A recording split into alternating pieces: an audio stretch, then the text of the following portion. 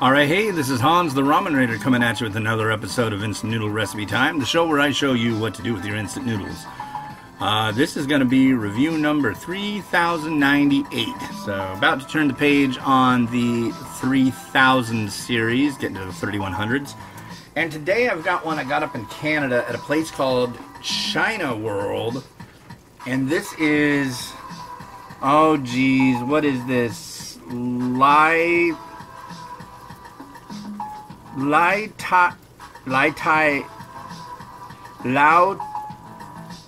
Le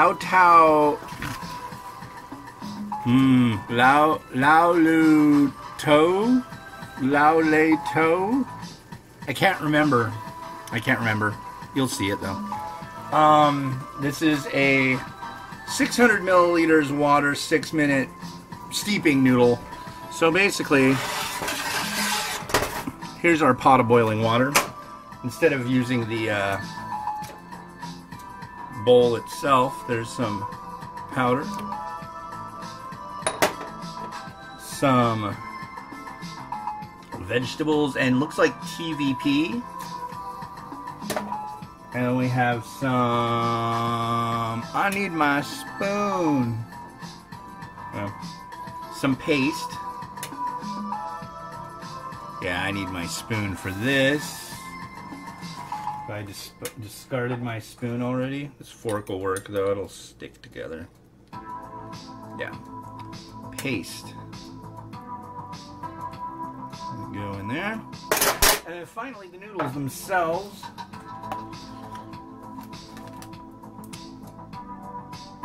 There they are. I don't know their exact physical makeup. I believe they may be a combination of wheat and rice or potato. They're definitely not sweet potato noodle. Well, they could be. I guess we'll find out. But they're definitely a different than wheat noodle. So we got 6 minutes, lid on, calling it good. All right, well, what should we talk about today? This is the third review I'm doing today. I'm making record time actually today. That's pretty sweet. So let me think. There's got to be something cool I can tell you about, like Asian culture.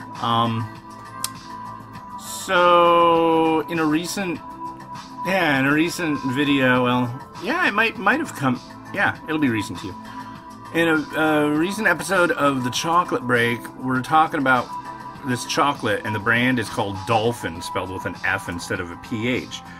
And my wife asks me, do people eat dolphin? And my reply is, when I was in Taiwan, I was told by people there that the Chinese will eat anything that moves except for a car. Now, this is not a racist thing. This is not a slight on people of China. This is just the truth. And there's nothing wrong with that. In fact, what I really want to try is spider. There are some places that you can go and they're just stalls full of insects, arachnids, beetles that are all cooked up. Totally down for that. There's, what's the guy's name? Zimmern. Yeah, that dude.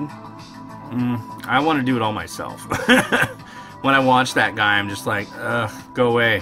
That's my gig. So I've tried a bunch of weird things, well, weird to me, but not really all that weird to me anymore, in Taiwan at the night markets. Night markets are basically like long streets that have concessions on either side, different merchants and stuff, and they just kind of start up in the evening. They're usually based around a temple, and yeah, it's pretty rad. I've had duck tongue, which kind of came, there's like 2 bones, and there's kind of meat in the middle. Really chewy. The sauce that they put on it was really quite good. Chicken heart. That wasn't bad. Kind of hard to explain. Kind of tough, almost. It's definitely, I mean, it's organ meat. Organ meat can just be, it's all about texture for that stuff and whatever you cook it in. Chicken bung, which you can guess what the bung of a chicken is. That stuff was excellent. I'm sorry, but intestines and butthole, wow, I never thought I'd be a big fan of eating such things. But honestly, chicken bung, It was fried. It had this great little bit of seasoning on it, and it was delish. I mean, move over in chicken McNuggets, just bring over the chicken bone. That's what I'm saying.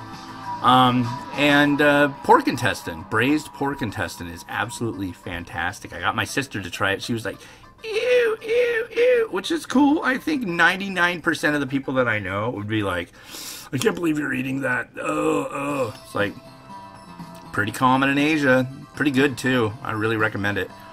I've never had it here in the States. I've seen fei chang here in the States, but I don't know. It's one thing I'll say about Asian cuisine, it's best experienced in Asia.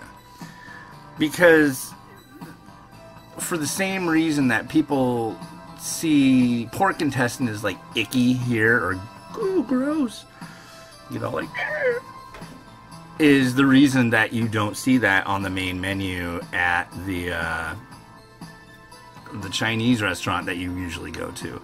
You'll see all things that Americans are like, ooh, that's sweet. Ooh, that's a little spicy. Ooh, that has things I'm familiar with. Because they want to turn a profit. If all of a sudden all the Chinese restaurants became authentic, you'd be like, I don't know what this is. I'm going to leave. And that's so lame, because there's so few people that are really explorative with their palate. And I think that's the only reason I do what I do. I really, if I have the chance to have something to eat that I've never had before, I'm going to take it. And if I could do that for every single possible meal I ever have, I would do it. Bar none. And that's kind of why I do the noodle thing, because each one is a little bit different. I'm kind of like there's got to be a term for it, other than, you know, I like to eat different things. What else? I had snake, and if you look up on YouTube, you'll see a lot of videos. There's one of me doing it. You'll see a lot of videos of people just taking like the big chunk of snake and put it in their mouth and like, they're just picking out the bones and complaining. I tried that at first, and I was like, okay. And then I realized if you do that, you're going to get a bunch of bones, and it's going to be not a great experience. What you want to do is you want to hold it like a tiny rack of ribs and just kind of rake it with your front teeth. I mean, I have great front teeth for raking snake bones or ribs, but I think anybody's teeth will work for that. And then you get it all off in your mouth, and then you chew it up, and it's like a cross between chicken and tuna. It's really not extremely strong flavored. It's not bad. It's a neat experience. I went to a place in the night market that had snake. They had lots of different snake stuff. And yeah, but I'll tell you one thing that I wish they had more of here in the U.S. is duck. You can find duck at Asian groceries. It's all hanging up. It's all barbecued. It's all ready to go. But it's just not. Where are my duck McNuggets with duck sauce? Ooh, this smells good. Let's have a look at that. Look at this. Now, this is, if you're unfamiliar with Chinese instant noodle varieties that are more on the authentic side, you're going to notice one thing right away, that it's kind of oily. Chinese food is often very oily. I'm going to give this broth a taste first off. Kind of hard to see there, I apologize.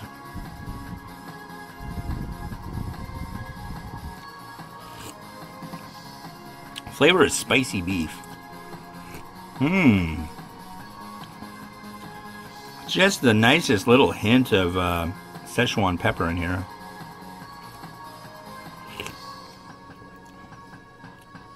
A lot of MSG though. Pretty sure that's what I'm getting. And these noodles are interesting too. Let's give these a try. Floppy noodle. I don't think these are Chongqing noodle. They might be. They're broad, slightly broad. It says they're handmade noodles. Yeah. And here's a little TVP bits. Yeah. Not impressed by those. But yeah, this is a tasty soup. Nice noodle.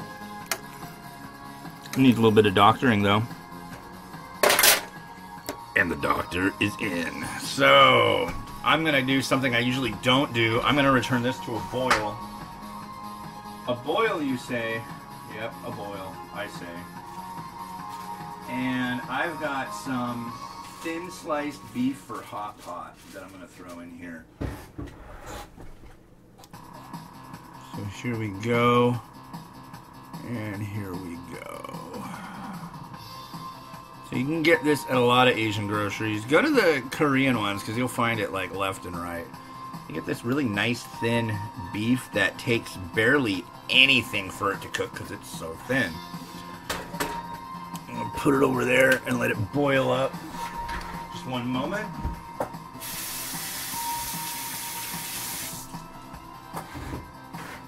Yeah, this definitely has that nice, authentic taste to it that I really, really dig with Chinese varieties. It's just, I don't know, it's real homey. I like that. I've only been to Taiwan a couple times and spent a few days there. But honestly, that and my trip to Thailand and my trip to Malaysia, all put together, it feels like home to me. It feels like where I belong is in Asia. I just love it. It's so cool. My buddy in Taiwan was telling me, well, that's just because it's new. After a while, it'll wear on you. I'm like, yeah, I don't know. This has been like a lifetime passion of mine, so I think eventually I'd like to move to Taiwan. Mainly just because of the fact that it's such a jumping off point to so many different places. From Taiwan, you can get to Hong Kong, Japan, Singapore, Malaysia, Thailand. It's so easy. And flights out of Taiwan are cheap. Just these short hops. I mean, it's like going from like a flight from Seattle to Nevada. You know, it's not going to cost you a lot. Well, a lot of these flights, like Taiwan to Shanghai, you might pay $50 for that. I mean, it's just a really short hop. It might not even cost you that much. But yeah, that's something I'd like to do. Let's look at these noodles while they cook. The noodles actually rather are cooked. I'm just getting this up to a boil, letting the beef meld in. You don't want to boil it too hard. A lot of the time I'll let it just sit and boil when I'm just using the beef for garnish. But, you know, not something that's going to really get eaten because it'll dry out. But as long as it can sit in the broth for a little while, I think honestly that might be good enough. Like I said, the beef is really thin and doesn't require a lot of time. That's the whole point of hot pot. If you've heard of it and you're not familiar with it, hot pot basically means you have a pot of hot broth. And what you do is you take these thin meats and you dip them in the broth and pull it out and it's cooked, you know. You can find that kind of action with pho.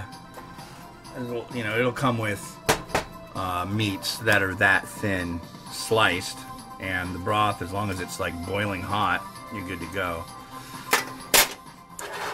I'm gonna try not to spill.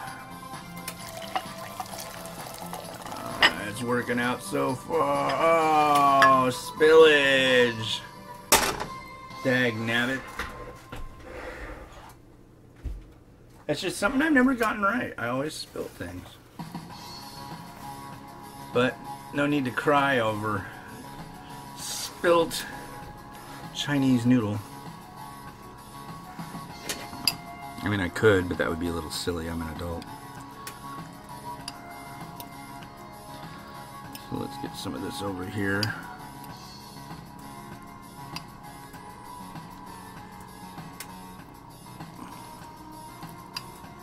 Pretty.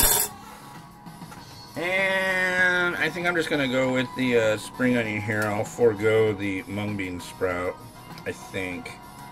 Let's see, how would that look?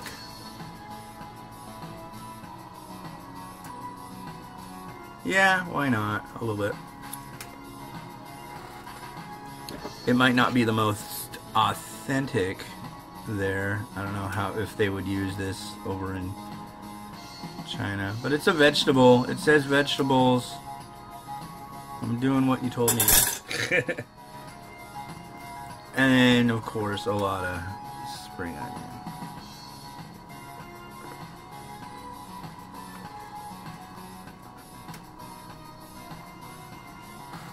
And again, I'm hitting up this crispy garlic because I think that's just gonna be really good in this situation.